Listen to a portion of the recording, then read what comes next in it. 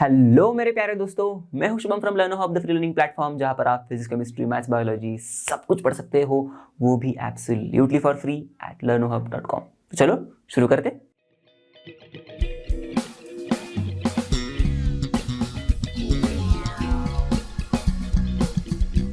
तो बच्चों, हम लोग पढ़ रहे थे आपके आईसीएसई क्लास 8 केमिस्ट्री का चैप्टर नंबर 4 एटॉमिक स्ट्रक्चर को, करेक्ट। और इसमें हम लोगों ने इससे पहले वाले वीडियो में इस चैप्टर के शुरुआत के कॉन्सेप्ट्स पढ़ लिए हैं टिल रदरफोर्ड्स मॉडल। अब बारी आ गई है आगे बढ़ने की। ओके, तो बाकी के बचे हुए कॉन्सेप्ट्स को पढ़ेंगे हम लोग फटाफट अच्छे से एकदम, और बाद में कुछ क्वेश्चंस भी सॉल्व करेंगे ताकि हमको एक अंडरस्टैंडिंग आ जाए, हमको कितनी चीजें समझ में आई अच्छे से।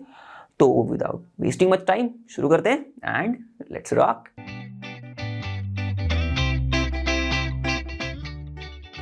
तो हमारे नील्स बोर भैया आए, इनको बड़ा ही बुरा लगा कि भाई रदरफोर्ड के मॉडल पर बहुत ही टिका हुई है।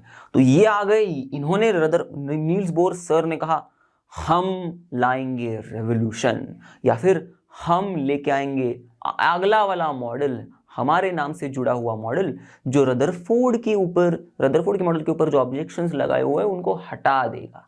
ओके, तो उन्होंने रदरफोर्ड के मॉडल को ही पकड़ के मान के आगे बढ़े, और उसके मॉडल में जो भी ऑब्जेक्शंस रेज किए गए थे, जो भी टीका हुई थी, उसको हटाने के लिए उन्होंने खुद कुछ पोस्टुलेट्स दे दिए ताकि जो भी टीका हुई है उनके मॉडल के ऊपर वो हट जा सकती है। ओके, तो वो मॉडल करेक्ट हो जाएगा। तो रदरफोर्ड के इनकरेक्ट मॉडल को इन शॉर्ट सिंपल शब्दों में बोर ने करेक्ट कर दिया। कैसे करेक्ट कर दिया? उन्होंने सबसे पहले ये चीज बताई कि only certain special orbits, okay, सिर्फ कुछ ही स्पेशल ऑर्बिट्स, ओके, का इस्तेमाल होगा, ओके, जिसमें इलेक्ट्रॉन रिवॉल्व करेगा। ओके, तो कुछ ही स्पेशल ऑर्बिट्स को, ओके, अलाउ किया जाएगा जिसमें इलेक्ट्रॉन रिवॉल्व करेगा। इतनी चीजें थी इन दो पोस्टुलेट्स में। Okay, so only certain special orbits, okay, known as the discrete orbits of electrons वगैरह वगैरह, ओके, इनको ऐसे नाम दे दिया गया, discrete orbits of electrons are allowed inside the atom. तो इन शॉर्ट कुछ स्पेशल ऑर्बिट्स ही एटम के अंदर अलाउड है, और इलेक्ट्रॉन्स, ओके, इन स्पेशल ऑर्बिट्स में जब, हाँ ये चीज बहुत इंपॉर्टेंट चीज, ये चीज याद रखना है, इलेक्ट्रॉन जब इन स्पेशल ऑर्बिट्स में घूमेगा, रिवॉल्व करेगा, तब ये एनर्जी रिलीज नहीं करेगा। ओके, जो कि बोला गया था रदरफोर्ड के मॉडल में कि इलेक्ट्रॉन अगर ऐसे सर्कुलर मोशन में रिवॉल्व करेगा ना, तो वो पक्का एनर्जी रिलीज करेगा और न्यूक्लियस में कूद जाएगा, एटम ही अनस्टेबल हो जाएगा। राइट, यही पढ़ा था हम लोगों ने लास्ट वीडियो में, लास्ट मिनट में यही पढ़ा था। तो यहां पर वही बात बोहर ने बताई कि भाई ऐरे गेरे नत्तू गेरे ऑर्बिट्स को हम लोग अलाउ नहीं करेंगे, only certain special orbits will be allowed, जिनको डिस्क्रीट ऑर्बिट्स बोला गया है इलेक्ट्रॉन्स का। और इन ऑर्बिट में जब इलेक्ट्रॉन रिवॉल्व करेगा, घूमेगा, तब इलेक्ट्रॉन एनर्जी देगा नहीं। Okay, electrons do not radiate energy. तो in discrete orbits of electrons को अच्छे खासे नाम दिए गए। ओके, तो इन ऑर्बिट्स या फिर शेल्स को बोला गया एनर्जी लेवल्स।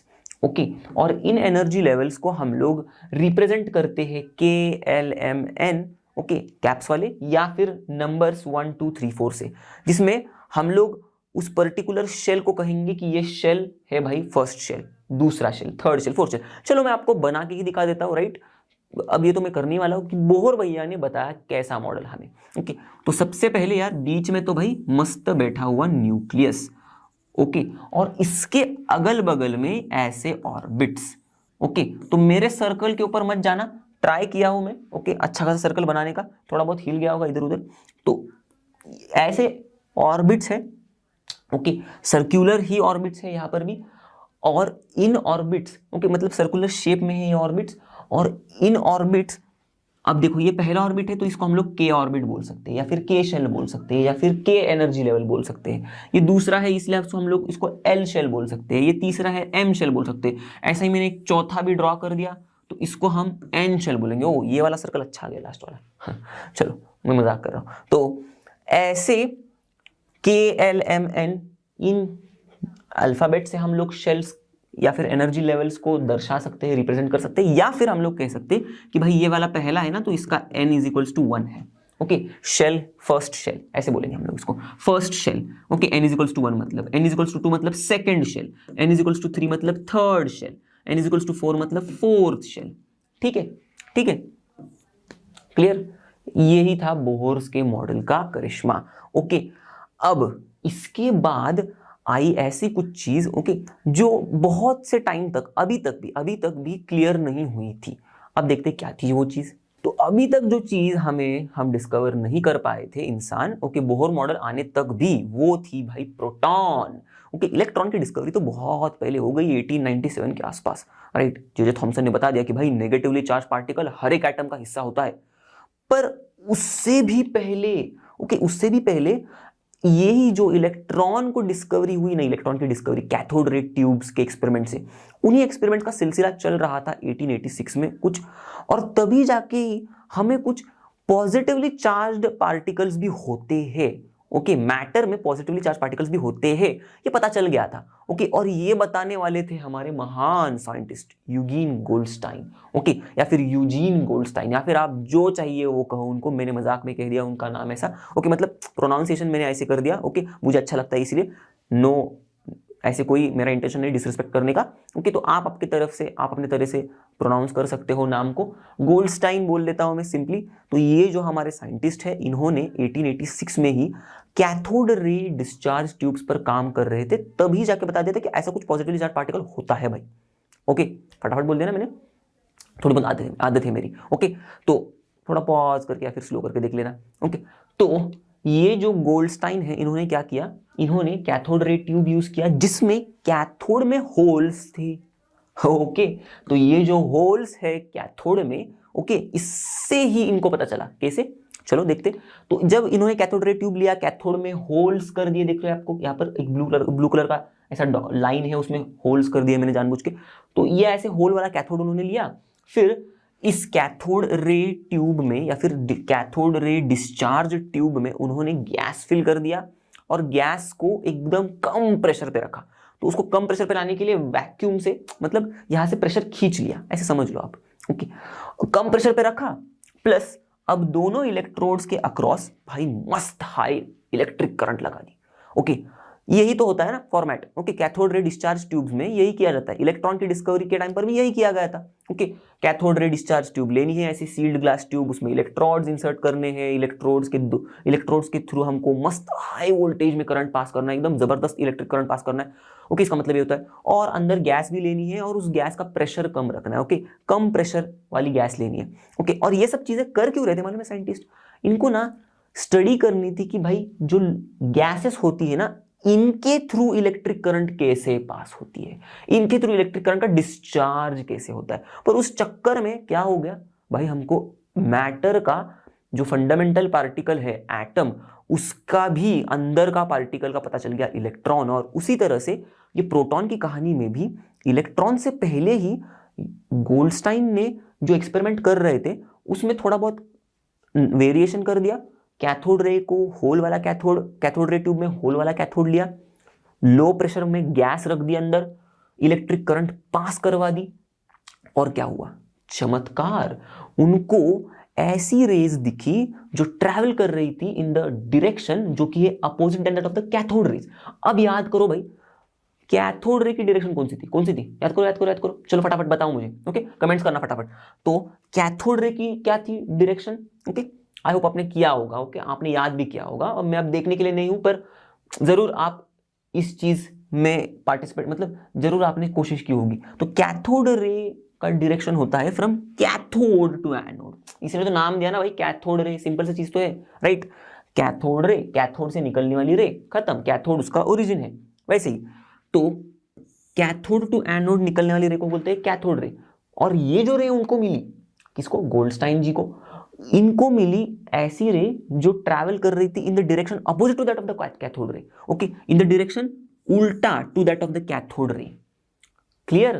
तो इस तरफ जाने वाली रेज इनको दिखाई दी। ओके, जब इन्होंने सील्ड ग्लास ट्यूब ली, गैस भर दिया, लो प्रेशर में हाई वोल्टेज लगाया, तब उनको रेज मिली जो इस तरफ जा रही थी, जो दिशा है उल्टी as compare to the cathode ray की दिशा। ओके, कैथोड रे, सीआर लिख देता हूं। और फिर इन्होंने इस रे को नाम दिया कैनाल रेज। ओके, इसको नाम दिया भाई कैनाल रेज, इसको। ठीक है, अब इस कैनाल रेज में क्या होता है ये भी इन्होंने बताया। ओके, खुल के नहीं बता पाए गुरु कि क्या एक्चुअल में होता है, पर इतना तो बता पाए कि भाई ये बने हुए हैं ऑफ पॉजिटिवली चार्ज्ड पार्टिकल्स। ठीक है भाई, अब ये पार्टिकल्स क्या है इनको नहीं पता, पर ठीक है, यहां तक तो पहुंच गए थे हमारे गोल्डस्टाइन जी, पर यहीं पर कुछ अटक गए। ओके, गाड़ी अटक गई प्रोटॉन की डिस्कवरी की। देखो देखो, इलेक्ट्रॉन की डिस्कवरी से पहले प्रोटॉन की डिस्कवरी का कुछ ना कुछ शुरू हो गया था, राइट। ये तो फिर कछुए और रैबिट के रेस जैसे हो गया ना, राइट। एकदम मस्त रैबिट सोता रहा, शुरुआत जल्दी की, सोता रहा पेड़ के नीचे, कछुआ निकल गया आगे, वैसे ही इलेक्ट्रॉन निकल गया आगे भाई, राइट। तो वैसे ही प्रोटॉन की कहानी की शुरुआत तो काफी पहले हो गई थी, पर अब क्या हुआ, ये जो पॉजिटिवली चार्ज पार्टिकल्स है, फिर बाद में साइंटिस्ट ओके खोजना शुरू किए कि यार भाई क्या है, क्या ये पॉजिटिवली चार्ज पार्टिकल्स। और फिर उनको पता चला कि ये पॉजिटिवली चार्ज पार्टिकल्स कुछ नहीं, ओके, ये सिर्फ और सिर्फ पॉजिटिवली चार्ज गैसियस आयंस है। जो गैस हमने अंदर फिल की थी ना सील ट्यूब के अंदर, उस गैस के आयंस है ये पॉजिटिवली चार्ज पार्टिकल्स। बस बस बस। फिर एक्सपेरिमेंट करते करते करते करते करते करते ये पहुंचे एक ऐसे पॉजिटिवली चार्ज्ड गैसियस आयन पर जो सबसे छोटा और सबसे हल्का आयन था। सबसे छोटा सबसे हल्का पॉजिटिव आयन तक एक्सपेरिमेंट करते करते हम पहुंच गए, और वो था हाइड्रोजन का आयन। ओके, तो हाइड्रोजन का आयन तक हम पहुंचे, H+ तक पहुंचे हम। ओके, अब ये कहां से मिलेगा भाई? अब हमको तो पता है ना, ये पॉजिटिवली चार्ज गैसियस पार्टिकल जो होते हैं ये उस गैस से ही होते हैं जो फिल की है अंदर। तो हाइड्रोजन गैस फिल की थी इन लोगों ने एक्सपेरिमेंट करते करते, और फिर हाइड्रोजन गैस से इनको ये फिर से कैनाल रेज मिल गई, और फिर ये जो कैनाल रेज मिले इसमें जो पॉजिटिवली चार्ज गैसियस आयंस मतलब हाइड्रोजन आयंस थे, ये सबसे हल्के और सबसे लाइटेस्ट थे। और फिर बाद में इन्होंने इसको नाम दे दिया प्रोटॉन। तो आप आगे भी देखोगे, आगे केमिस्ट्री पढ़ोगे तो प्रोटॉन जब जब दिखेगा ना, मतलब प्रोटॉन शब्द का नाम जब जब जिक्र किया जाएगा, कभी कभार कुछ कुछ जगह पे H+ आयन लिखा जाएगा। ओके, तो एक्चुअल में प्रोटॉन मतलब H+ आयन ही होता है। ये मैं चीज आपको बताऊंगा थोड़ी देर के बाद, ओके, जब आपको थोड़ी और फंडामेंटल अंडरस्टैंडिंग आएगी तब। ओके, और एक पार्टिकल की बाकी है एंट्री करना, उसके बाद में बताऊंगा आपको, तो समझ में आएगा कि भाई प्रोटॉन कैसे H+ आयन हो गया, राइट। चलो, तो ये बात उनको तो समझ में आ गई थी, अभी आपको नहीं समझ में आई, डोंट वरी, थोड़ी देर में समझ में आ जाएगी। और फिर उन्होंने कहा कि भाई ये जो प्रोटॉन होता है ना, ये पॉजिटिवली चार्ज पार्टिकल, ये हर एक एटम में होता है। ओके ओके, तो 1919 तक तो ये क्लियर हो गया। तो हमारा प्रोटॉन की डिस्कवरी कई सालों पहले शुरू हो गई थी होना, पर कहीं पर बीच में रुक गई थी, जैसे कि हमारा रैबिट सो गया था और फिर बाद में फिर से उसने पेस पकड़ लिया। पर क्या करे, रेस तो हार गया। इलेक्ट्रॉन की डिस्कवरी तो 1897 में ही हो चुकी थी, ये तो भाई रफली अराउंड 1920s के अराउंड डिस्कवर होना आ गया। ओके, तो मजाक बाजू में छोड़ते, हमको समझ में आया कि भाई प्रोटॉन की डिस्कवरी कैसी हुई, ये मुझे समझाना था आपको, करेक्ट। अब आते हैं अगले वाले पार्टिकल के ऊपर।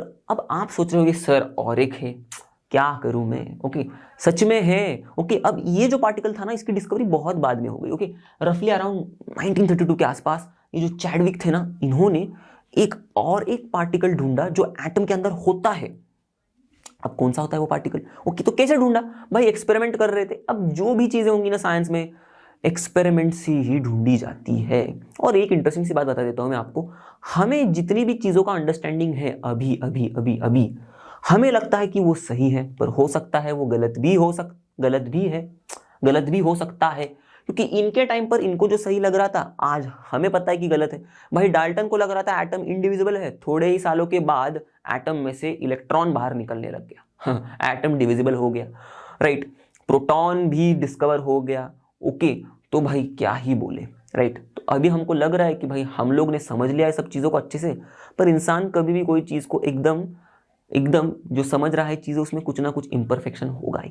ओके, पर चलो अभी फिलहाल जो भी हमें पता है वो हम सीख रहे हैं, करेक्ट। और यहीं पर तो आपका रोल आता है, आप भी बड़े होके यही तो करोगे। मतलब आप बड़े होके जब तक सवाल पूछते रहोगे, जब तक सवालों का जवाब ढूंढते रहोगे, साइंस इवॉल्व होते रहेगा, राइट। चलो अब थोड़ा सा फिलोसफी से बाहर आते और न्यूट्रॉन की डिस्कवरी पर जरा फोकस करते। तो चैडविक ने 1932 में क्या एक्सपेरिमेंट परफॉर्म किया था? उन्होंने बेरिलियम की फॉइल ली, ओके, बेरिलियम की एकदम थिन शीट ली, okay, thin sheet of beryllium, और उसको टकरा दिया बाय अल्फा पार्टिकल। सेम उनके जो वो रुदरफोर्ड हमारे भाई साहब थे, उन्होंने वैसे कैसे किया था, अल्फा पार्टिकल्स को टांग टकरा दिया था गोल्ड फॉइल के साथ, इन्होंने बम्बार्ड किया थिन शीट ऑफ बेरिलियम को, okay, with the alpha particles को टकरा दिया बेरिलियम की थिन शीट पर, और जब उनको मिला, क्या मिला, ये टकरा टकरे होने के बाद बाहर उनको एक इलेक्ट्रिकली न्यूट्रल पार्टिकल दिखाई दिया आते हुए, ओके, और ये जब ये इलेक्ट्रिकली न्यूट्रल पार्टिकल बाहर आते दिखा ना, ओके, तो उन्होंने ये ढूंढा कि भाई इसका जो मास है ना,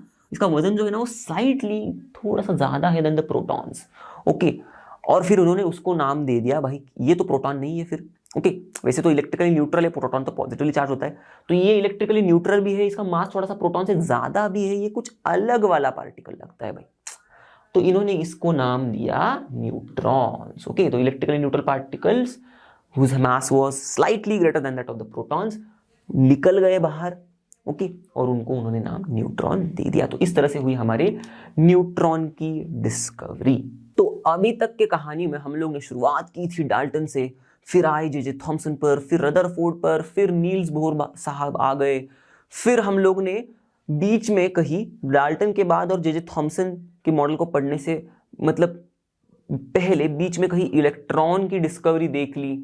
अब ये सब होने के बाद हम लोग ने नील्स बोर के मॉडल के बाद प्रोटॉन और न्यूट्रॉन की डिस्कवरी भी देख ली।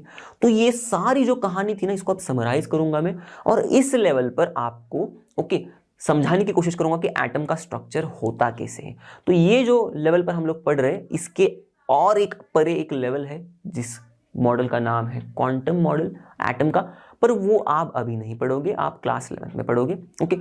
तो फिलहाल के लिए हमारी जर्नी नील्स बोर के मॉडल तक ही ठीक है। नील्स बोर का मॉडल भी काफी ज्यादा हद तक करेक्ट है, ओके, पर इतना भी करेक्ट नहीं कि मतलब कुछ उसमें भी गलतियां हैं, पर वो जो गलतियां हैं वो आप आगे के क्लास में पढ़ोगे, क्वांटम मैकेनिकल मॉडल में पढ़ोगे। फिलहाल तो हम नील्स बोर के मॉडल तक हम लोग ने जो एटम की स्ट्रक्चर पढ़ी उसको समराइज करके समझना शुरू करेंगे, ओके। तो क्या होता है भाई, अभी तक हम लोग ने जो देखा उसमें हमें समझ में आया कि जैसे इलेक्ट्रॉन एक फंडामेंटल पार्टिकल है या फिर इलेक्ट्रॉन एटम का भाग है, हर एक एटम में इलेक्ट्रॉन है, वैसे ही प्रोटॉन भी होता है और वैसे ही न्यूट्रॉन भी होता है। तो एटम के अंदर वाले पार्टिकल्स को हम लोग कहेंगे सब एटॉमिक पार्टिकल्स, ओके। तो एटम के अंदर 3 पार्टिकल्स है, इलेक्ट्रॉन, प्रोटॉन, न्यूट्रॉन, खत्म। इनकी सिंबल्स बता देता हूं मैं आपको फटाफट। इलेक्ट्रॉन का E- होता है, तो आगे से जहीं पर भी इलेक्ट्रॉन लिखना है, इलेक्ट्रॉन पूरा शब्द नहीं लिखते बैठना है, 50 बार लिखना पड़ेगा, E- लिखना है, सिंपली खत्म, ओके। प्रोटॉन होता है P+, ओके, और न्यूट्रॉन का सिंबल होता है सिर्फ छोटू n, ये छोटा p है, ओके। तो बड़ा p के जैसा भले दिखता होगा, पर मैं बता रहा हूं छोटा P+ है, छोटा E-, छोटा n।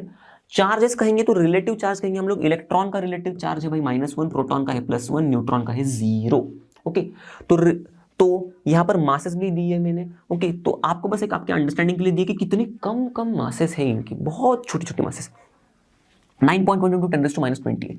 अगर आप इसको डेसिमल फॉर्म में लिखोगे ना तो पगला जाओगे भाई। पॉइंट के बाद 0 0 0 0 लिखते लिखते क्या मतलब शाम गुजर जाएगी। मैं एग्जैजरेट कर रहा हूँ, पर लिख पाओगे पर बहुत टाइम लगेगा, ओके। तो इतना छोटू सा नंबर है, इतना छोटू सा मास है भाई, किसका इलेक्ट्रॉन का। प्रोटॉन का, न्यूट्रॉन का तो भी छोटा ही है, पर एज कंपेयर टू इलेक्ट्रॉन इनका मास अच्छा खासा अमाउंट में है, ओके। तो ये जो मासेस है प्रोटॉन और न्यूट्रॉन के, आप देख सकते हो एग्जैक्टली सेम है, मतलब ऑलमोस्ट सेम है। थोड़ा न्यूट्रॉन का मास थोड़ा बहुत ज्यादा होता है प्रोटॉन से, ओके बस। और इलेक्ट्रॉन का मास तो कहेंगे ना हम लोग, तो वो हम लोग आगे देखेंगे मास के कंपैरिजन के टाइम पर, तो कैसे है प्रोटॉन के मास के साथ कंपेयर करेंगे हम लोग, तब समझ में आ जाएगा आपको, ओके। तो फिलहाल यहाँ तक मास की तक की कहानी खत्म। अब जैसे मैंने बताया हर एक एटम के अंदर इलेक्ट्रॉन, प्रोटॉन, न्यूट्रॉन होता है, पर इसको एक एक्सेप्शन है भाई, एक्सेप्शन है जो कि है हाइड्रोजन। तो हाइड्रोजन का एटम के पास नो इलेक्ट्रॉन, तो ये जो नो न्यूट्रॉन, मैं क्या ही बोल गया, नो न्यूट्रॉन, इलेक्ट्रॉन नहीं, ऐसे नहीं, नो न्यूट्रॉन। तो ये जो न्यूट्रॉन नहीं है हाइड्रोजन के पास, तो ये बात मैं आपको समझाने की कोशिश कर रहा था कि भाई हाइड्रोजन क्या इनको प्रोटॉन क्यों बोल रहे थे, ओके। देखो हाइड्रोजन के पास, ओके, न्यूट्रॉन नहीं है, तो इसके पास सिर्फ एक प्रोटॉन और एक इलेक्ट्रॉन होता है, ओके। जब ये आयन बनता है तब ये इसका एक इलेक्ट्रॉन दे देता है, तो बचा एक प्रोटॉन। चलो समझ में आई बात, ठीक है, कोई बात नहीं। अभी भी समझ में नहीं आएगी तो भी आगे और एक बार मैं देखूंगा, आपको समझाऊंगा, ओके।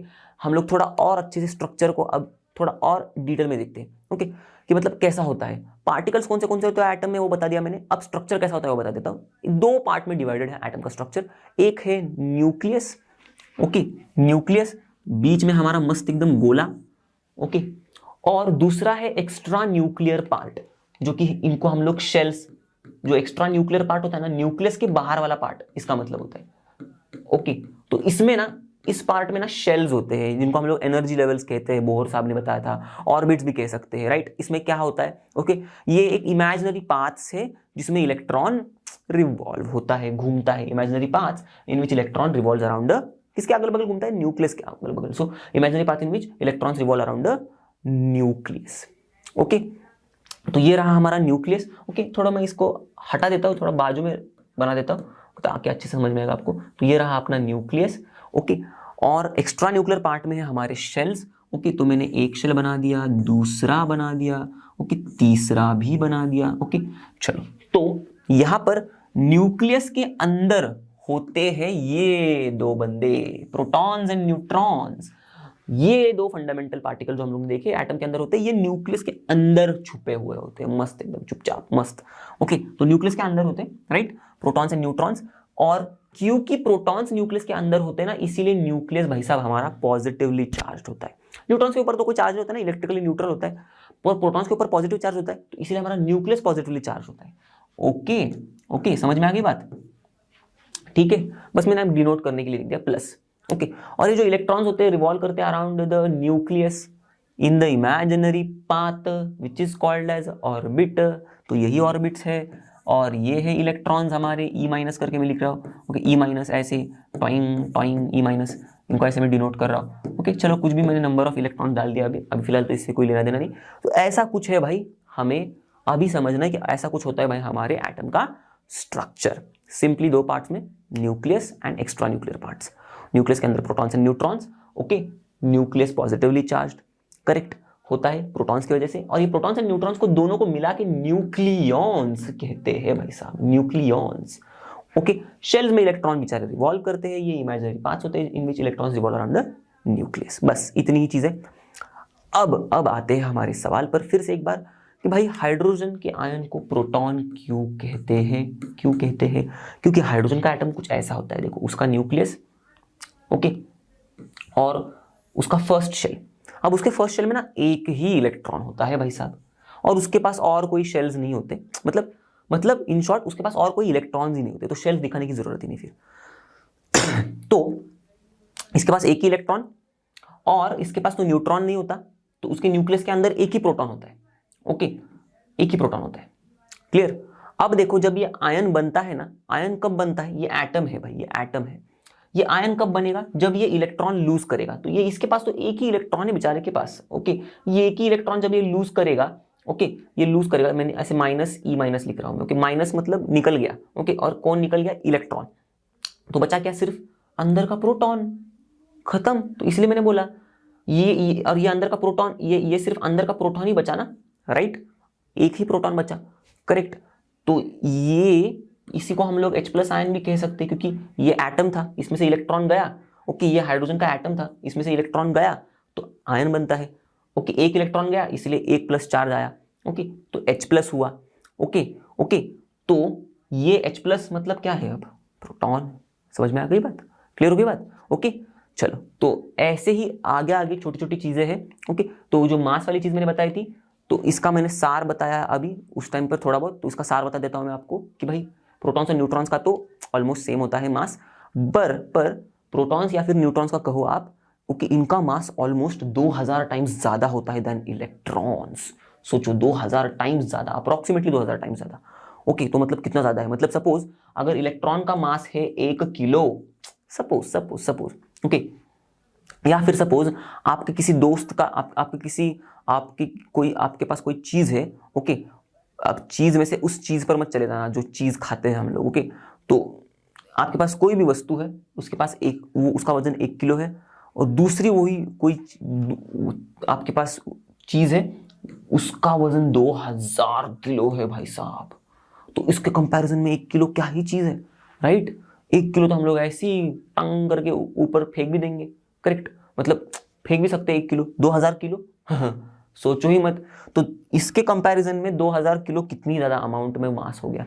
तो प्रोटॉन्स का भी कुछ मास ऐसे ही 2000 टाइम्स ज्यादा है देन द इलेक्ट्रॉन्स।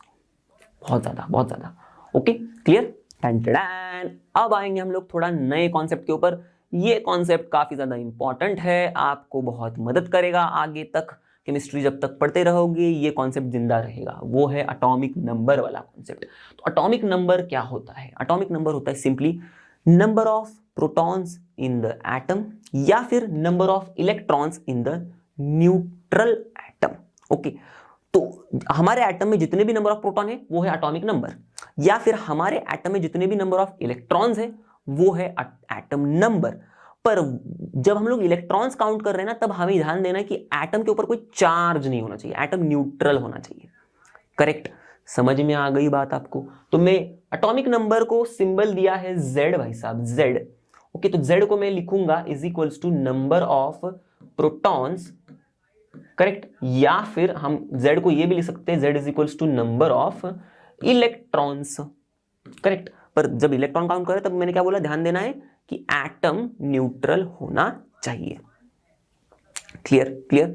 तो चलो शुरुआत करते हैं, हम ढूंढ के निकालते हैं भाई कार्बन का और पोटेशियम का, मतलब कार्बन और पोटेशियम का एटॉमिक नंबर मतलब क्या है। ओके, समझने की कोशिश करते हैं। तो इसके लिए क्या करना है, मतलब हमको, ओके, इसके लिए हमें कार्बन और पोटेशियम का एटॉमिक नंबर पता होना चाहिए। तो आपको याद रखना है पहले 20 एलिमेंट्स को याद रखना था। तो बचपन से हम लोग याद करें, क्लास 6 से याद करें, राइट, 7th 8th में भी है। क्यों याद करवा रहे थे? क्योंकि आज जाके आपको ये जो पहले 20 एलिमेंट्स है वो एक्चुअल में आपको रेडीली याद हो जाएंगे। ऐसे एलिमेंट्स जिनका एटॉमिक नंबर 1 से लेकर 20 तक है, क्योंकि जो पहले एलिमेंट्स है ना 1 से लेकर 20 तक, हाइड्रोजन से लेके कैल्शियम तक, ओके, फर्स्ट एलिमेंट से लेके 20th एलिमेंट तक, ओके, जो भी जितने भी एलिमेंट्स है वो सेम ऑर्डर में ही उनके एटॉमिक नंबर्स भी है 1 से लेकर 20 तक। ओके, तो इसका मतलब हमें पता है कि भाई hydrogen, helium, lithium, beryllium, boron, carbon, nitrogen, oxygen, fluorine, neon. Okay, ये हो गए पहले 10। फिर बाद में sodium, magnesium, aluminium, silicon, phosphorus, sulphur, chlorine, argon, potassium, calcium, ये हो गए बाकी के 10। तो इनका नंबरिंग जब मैं करूंगा 1 2 3 4 5 6 7 8 9 10, तो ऐसे 1 2 3 4 5 6 7 8 9 10, ठीक है, ऑक्सीजन। फिर 11 12 13 14 15 16 17 18 19 20। तो ये जो मैंने नंबर लिख दिए हैं बाजू में इनके, यही इनके एटॉमिक नंबर्स है। ओके, जो आपने ऑलरेडी पढ़ लिए हैं। तो आप बताओ अब कार्बन का एटॉमिक नंबर क्या है भाई? कार्बन का है 6। पोटेशियम का क्या है भाई? पोटेशियम का है 19। देखने की भी जरूरत नहीं, क्योंकि हमको तो पता है, राइट, कि 19th एलिमेंट पोटेशियम है। ओके, तो इसका मतलब अब मैं अगर पूछूं आपसे, मेरा सवाल ये है कि भाई कार्बन में कितने नंबर ऑफ प्रोटॉन्स है? बताओ बताओ बताओ। तो एटॉमिक नंबर अभी क्या देखा था? 6 ना। तो number of protons is equal to atomic number, तो मतलब एटॉमिक नंबर 6 है तो नंबर ऑफ प्रोटॉन्स भी 6। खत्म। Correct, correct. ओके, तो मैंने पूछा अगर कार्बन के न्यूट्रल एटम में कितने नंबर ऑफ इलेक्ट्रॉन्स है? फिर से वही जवाब 6 भाई, क्योंकि एटॉमिक नंबर 6 है। ओके, समझ में आ गई बात? तो कोई भी आपसे अगर पूछे अब से जाके कि भाई एटॉमिक नंबर में बता रहा हूं तुम्हें इस एलिमेंट का, मुझे बताओ नंबर ऑफ प्रोटॉन्स कितने उसमें, मुझे बताओ नंबर ऑफ इलेक्ट्रॉन्स कितने उसमें, आप बता सकते हो। Correct, correct. चलो, तो इसका मतलब एटॉमिक नंबर वाली चीज तो आपको अच्छे से समझ में आई है, समझ में आई है ना? ओके, तो अब आगे बढ़ेंगे।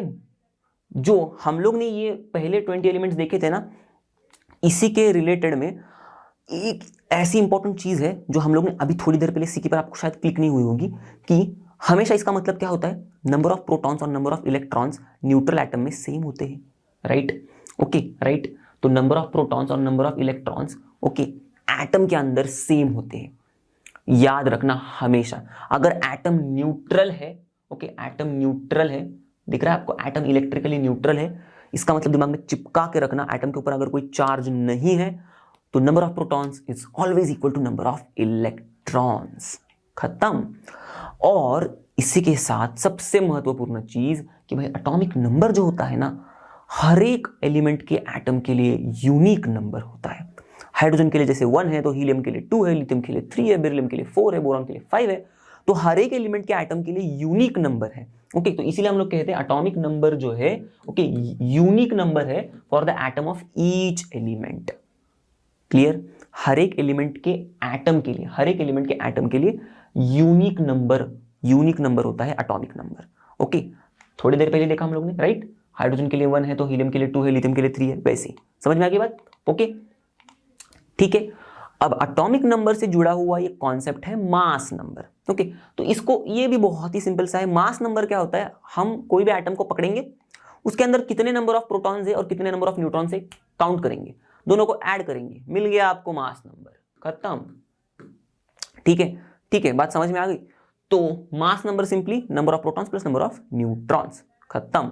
पर अब हम लोग थोड़ा सा कोरिलेशन लगाएंगे, ये वाला फॉर्मूला कहां से आया वो समझने की कोशिश करेंगे। ओके, मतलब नंबर ऑफ न्यूट्रॉन्स कैसे हम लोग ढूंढ सकते हैं। अब जब हमें अगर मास नंबर और एटॉमिक नंबर पता हो तो मास नंबर को डिनोट करते हैं ए से, भाई साहब समझ लेना।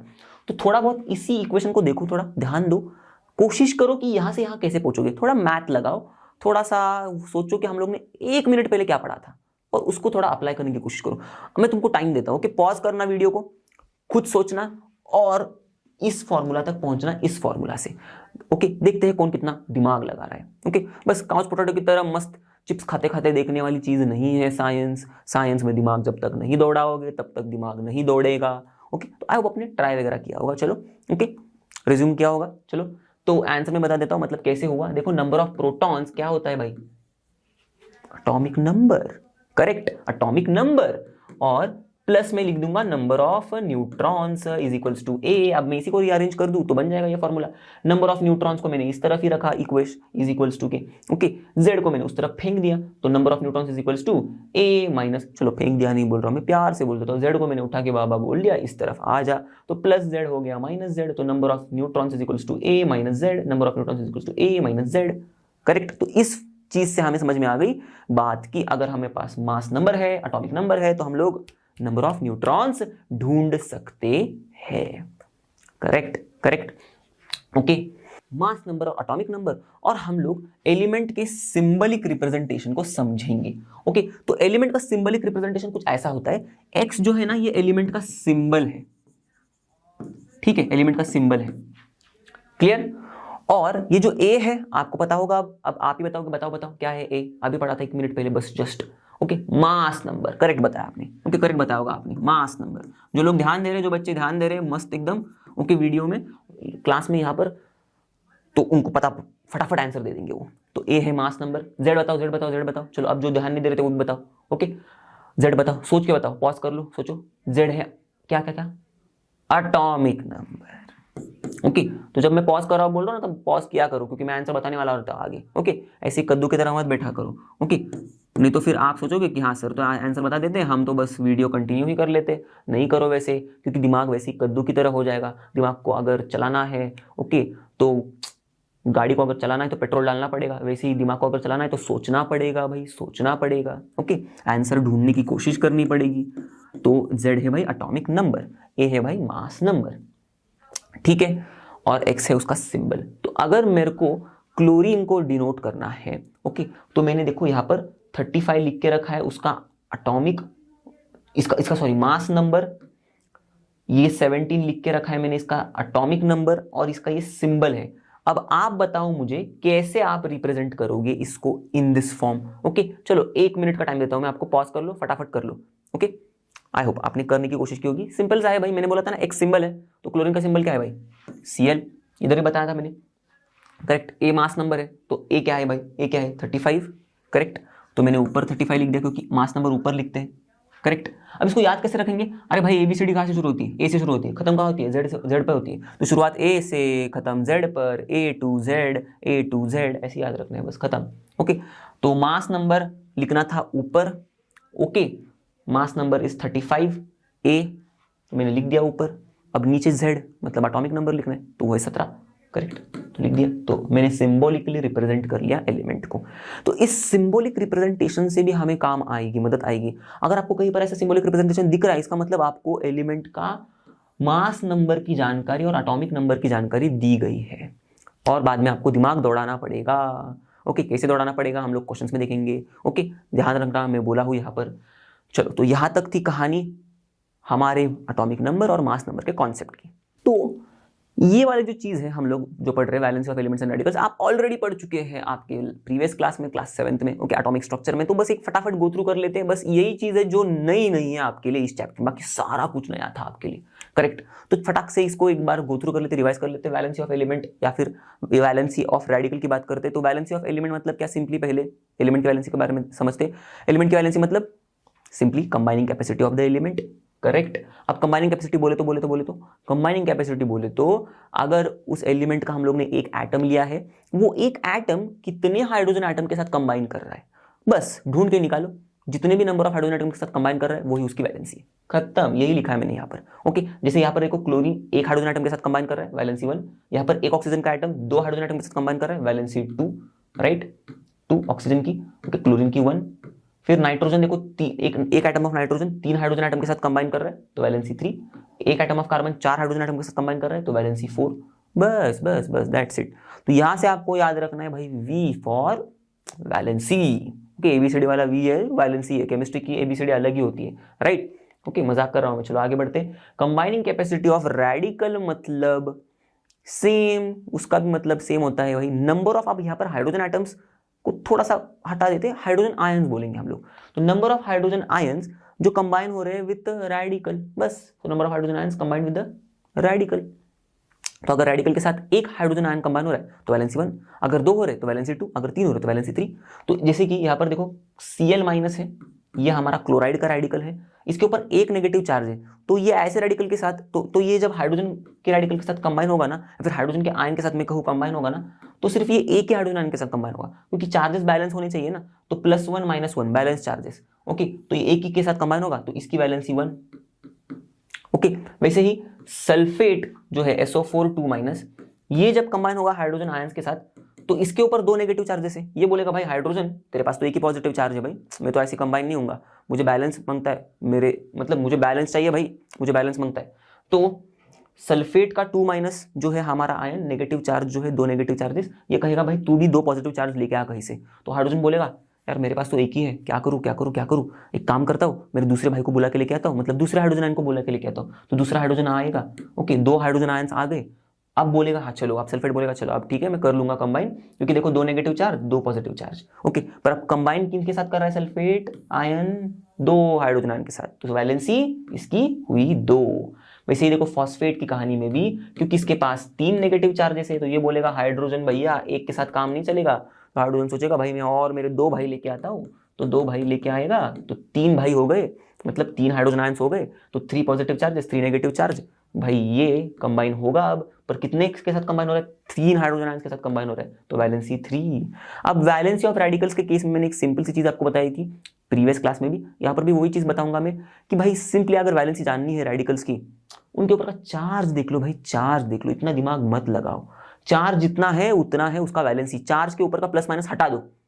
जैसे कि सल्फेट है 2- चार्ज है, उसके ऊपर माइनस हटा दो, क्या बचेगा 2 है उसकी वैलेंसी, देखो 2 है वैलेंसी। फॉस्फेट है 3- चार्ज है, माइनस हटा दो, 3 रखो, 3 उसकी वैलेंसी है, देखो 3 वैलेंसी है। समझ में आ गया? क्लोराइड की वैलेंसी आप बताओ, आप बताओ, सिंपली 1 है भाई, 1 है, खत्म। अब कुछ क्वेश्चन देखते हैं फटाफट, उसको आंसर करने की आप कोशिश करना फटाफट, तो समझ में आएगा कि आपको कितनी चीजें समझ में आ गई है, ओके। तो पॉज करना क्वेश्चन देखते ही और खुद आंसर देने की कोशिश करना। तो the sub atomic particle with positive charge is, सब एटॉमिक पार्टिकल मतलब एटम के अंदर का पार्टिकल विद पॉजिटिव चार्ज कौन सा होता है, कौन सा होता है, कौन सा होता है? ऑप्शंस भी देखने की जरूरत नहीं, राइट? Proton, correct correct. बाकी के ऑप्शंस देखो, इलेक्ट्रॉन नेगेटिवली चार्ज होता है सब एटॉमिक पार्टिकल, न्यूट्रॉन होता है न्यूट्रल सब एटॉमिक पार्टिकल, प्रोटॉन होता है पॉजिटिवली चार्ज, तो पूछा है सब atomic particle with positive charge, proton, correct. और ये न्यूक्लियन जो है, ये तो भाई प्रोटॉन्स और न्यूट्रॉन्स के मिलन को कहते हैं, मतलब इन शॉर्ट प्रोटॉन्स और न्यूट्रॉन्स को मिला के हम लोग न्यूक्लियॉन्स कहते हैं, दोनों को मिला के न्यूक्लियॉन्स कहते हैं हम लोग, ओके। तो ये तो आंसर नहीं होगा, करेक्ट, ओके। सिर्फ प्रोटॉन के ऊपर पॉजिटिव चार्ज होता है, तो सब एटॉमिक पार्टिकल, ये तो सब एटॉमिक पार्टिकल भी नहीं है, ये तो दोनों पार्टिकल को मिला के हम लोग कहते हैं। सब atomic particle with positive charge is proton, clear, okay. वैसे ही according to Bohr model, what is the value of n for the shell highlighted in the diagram given below? तो इस शेल के लिए n की वैल्यू क्या है पूछ रहे हैं भाई साहब, ओके। तो मैंने बताया था पहला शेल मतलब n इज इक्वल्स टू 1, तो ये पहला है भाई, ये दूसरा है, राइट, दूसरा शेल, तो n इज इक्वल्स टू 2, पर ये तो तीसरा है भाई, करेक्ट, तो n is equals to simply 3। Simple था, राइट। बोर का मॉडल हम लोग ने पढ़ा था, उसमें यही बताया था मैंने, करेक्ट। अब ये जो है ना, थोड़ा सा दिमाग दौड़ाना पड़ेगा, एटॉमिक नंबर मास नंबर के कॉन्सेप्ट के साथ खेलना पड़ेगा थोड़ा, ओके। तो देखो यहाँ पर कुछ चीजें हैं जो मैं पहले ही लिख देता हूँ ताकि आपको एक आइडिया आ जाएगी, ओके। बात बस ऐसे ही क्वेश्चन को देखते ही पॉज मत करना, रुको रुको, मुझे क्वेश्चन को थोड़ा कंप्लीट करने दो, फिर आप उसको बिंदास पॉज कर लीजिएगा, ओके, ठीक है। बस हो गया क्वेश्चन कंप्लीट। अब आप बता दो मुझे भाई साहब, ओके ओके, यहाँ पर हाँ और एक चीज, एक मिनट, ठीक है।